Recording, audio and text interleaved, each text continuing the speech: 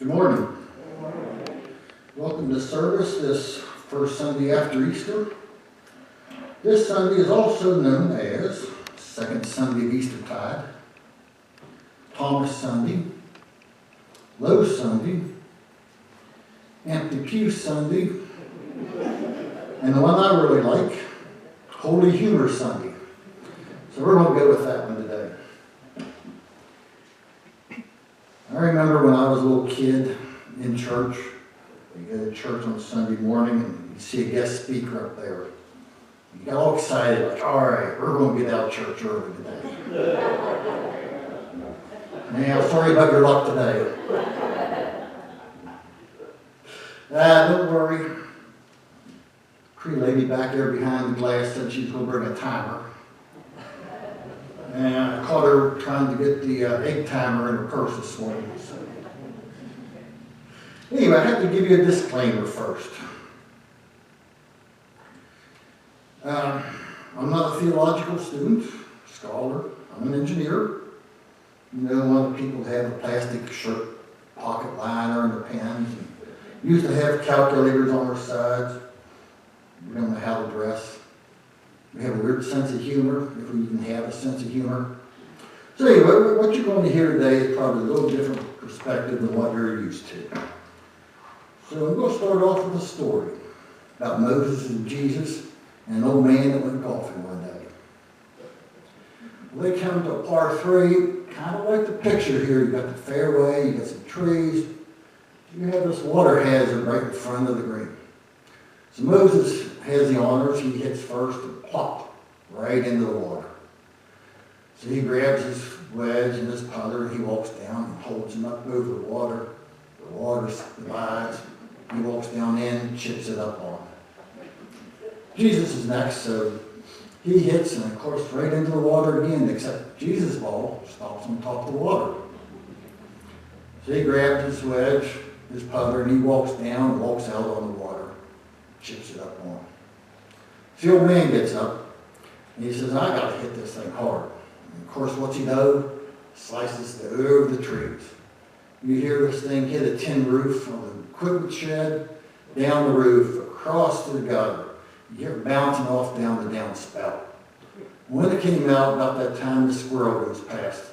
He thinks it's found the biggest nut it's ever saw. Grabs that thing, takes off across the fairway. Along comes a hawk, grabs the squirrel, up in the air they go. Squirrel drops the ball right on the green. And it rolls down about 2 inches away.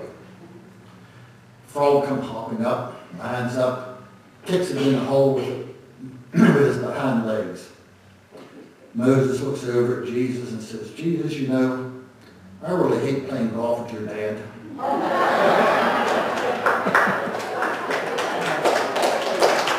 So anyway, Holy Humor Sunday. Anyway, I want you to look at this picture. See how nice it looks? See how green the grass is? You know, when I was younger, I often wondered, why is the grass green? Well, this is before the days of internet, so I had to actually go look it up in the books. Science books, botany books, whatever. You didn't get 187,000 answers in 0.3 seconds from the internet. This is actually looking it up. So anyway, you go through all these books and what you find out is that grass has chlorophyll in it. Now what is chlorophyll? Take notes here because there's a quiz later. Chlorophyll is a substance that converts an inorganic matter, light, into a usable organic one, sugar. Chlorophyll molecules absorb quanta of light and transfer the energy to special molecules that can, when stimulated, fire off an electron that causes chemical changes in the plant. Further processes turn the chemical energy into sugar.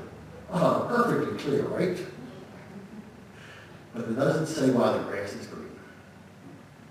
So you go back and you look and you look and you look. And you find out that chlorophyll absorbs all the colors of the rainbow except for green. It reflects the green back to your eyes. But then you say, why? Why does it absorb those? Why does it reflect green? Back to the books. Nothing in the books. but there is a place to find it. First chapter, the first book of the Bible. It tells you why. 11th verse. And God said, let the earth bring forth grass, the herb yielding seed, and the fruit tree yielding fruit after its kind, whose seed is in itself upon the earth. And it was so. God makes the grass green. God created the grass and put it on this earth before he brought man to it. Politically correct man and woman. He made the grass to provide for the animals, to provide for us, and to carpet his world. He prepared the paradise that we have before he brought mankind onto it. Also, look at those trees. The oak tree there.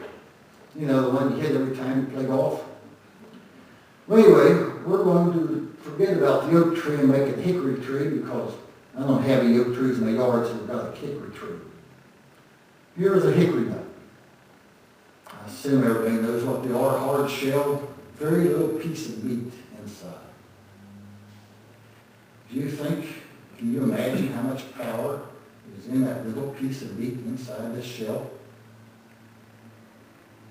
If it's hickory nut, it gets covered over in the winter by the rain, by the leaves, whatever. In the spring when it gets warm, this little piece of meat in here will crack the shell, send the root down, and a stem up.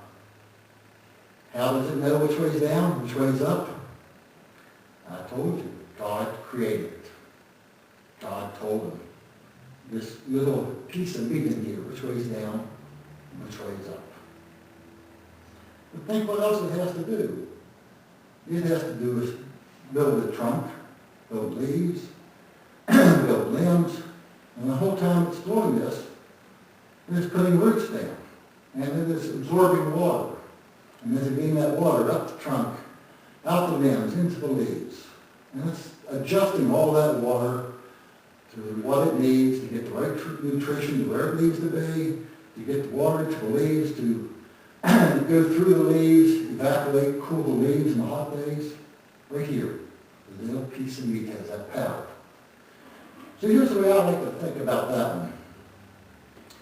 If we were going to do this tree, I can see this room with 50 computers, and all these people there down at the computer screens watching this, and more people walking by making sure everything's good. So over here on the right side, you're going to have the nutrition.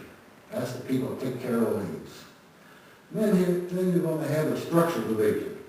That's the people that take care of the trunk and the limbs. And you got your foundations, your roots. But don't forget over on the far side, you have to have hydrology because these roots need to know where to go. So you've got these 50 computers, all these people, and they're all working back and forth, yelling over each other, hey, I'm going to put some more leaves on, but we need a limb. We need a bigger trunk. We need more roots. We need to know where the roots go because of hydrology. All of that is in this little piece of meat. Think about that. What power it is and what God made for us. Of course, being an engineer now, I have to look at it. How this tree is grown. How many things do you know that you can build that the foundation is made as it's being built? If you're going to build a house, you say, well, we're just going to put one block down, we'll start building the house and add more blocks. No. You have to put your whole foundation down. This tree puts its foundation in as it builds. And talk about structures. Think about if we were to extend something out for 40 feet and put leaves on it and put enough resistance in it for this, to keep the wind and the snow from breaking it, what we would have. We'd have all kinds of supports on that limb. You would have everything hooked off, but not what God makes. God makes a limb stick out by itself.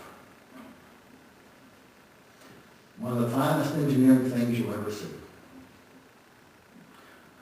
But what else does it take to make the grass green? It takes light. So where does that light come from? Of course, the sun. So, looked up why the sun makes this light. Well, it turns out the sun is made up of plasma and gases. And it's actually a nuclear reactor.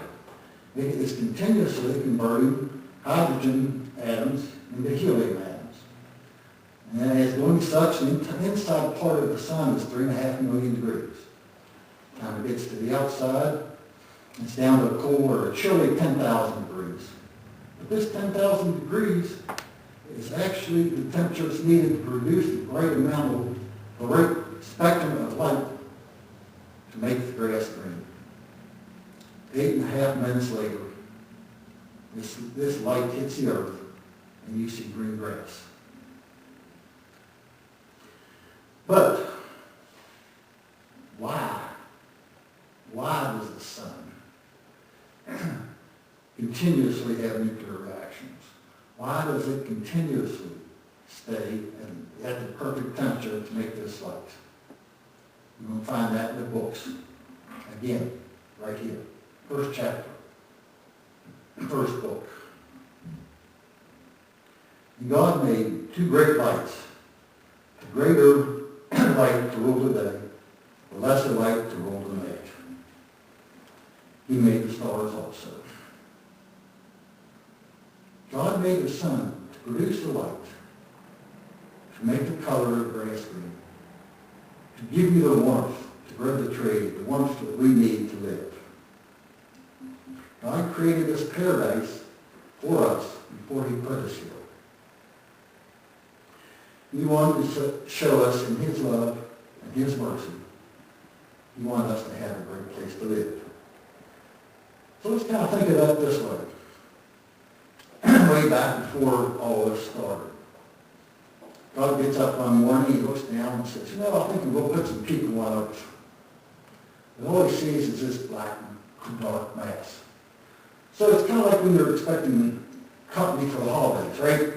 Oh man, I gotta get this done, I gotta get that done, and God's saying, oh man, I'm going to create some land, I'm going to make some oceans, I'm going to throw some fish in the oceans, I gotta get the grass planted, I gotta get some trees growing, I gotta come up with the sun somewhere, and the moon, and the stars. It's, man, that's going to take me at least 6 days. So I'm going to be so tired that 7th day, I'm just going to lay around and rest. So anyway, where does this lead us?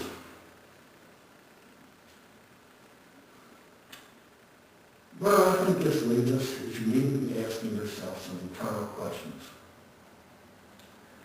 To believe in the whole, you have to believe in all the parts.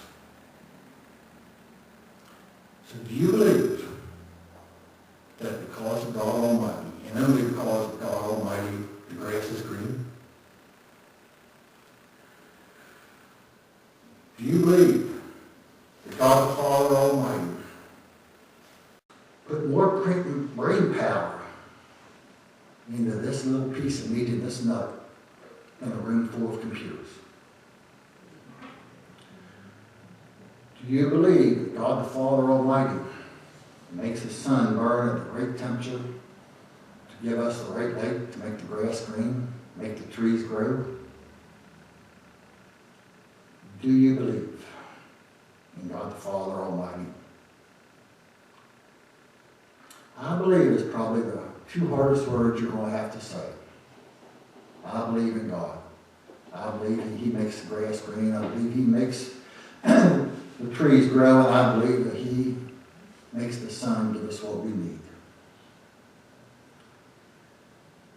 You must believe in God and everything about him, with everything you have. So the next time you hit that golf ball off that tree, don't get mad because the tree's in your way. Thank God you put the tree there to keep your ball in bounds. Next time you look out the window and you see that tree in your yard, And you think about all the limbs you have to pick up and all the leaves you have to rake. Don't think about that. Thank God that He put that tree there for you. When you look at your grass and you see all the grass that needs mowed and trimming needs to be done, don't complain about that. Thank God that He put that grass there for you to carpet His paradise. When you get up tomorrow, take a minute. Thank God for another day of life. Thank Him for what He has done for you. Thank Him for the green grass. Thank Him for the trees. And thank Him for the light and warmth He has provided. Amen.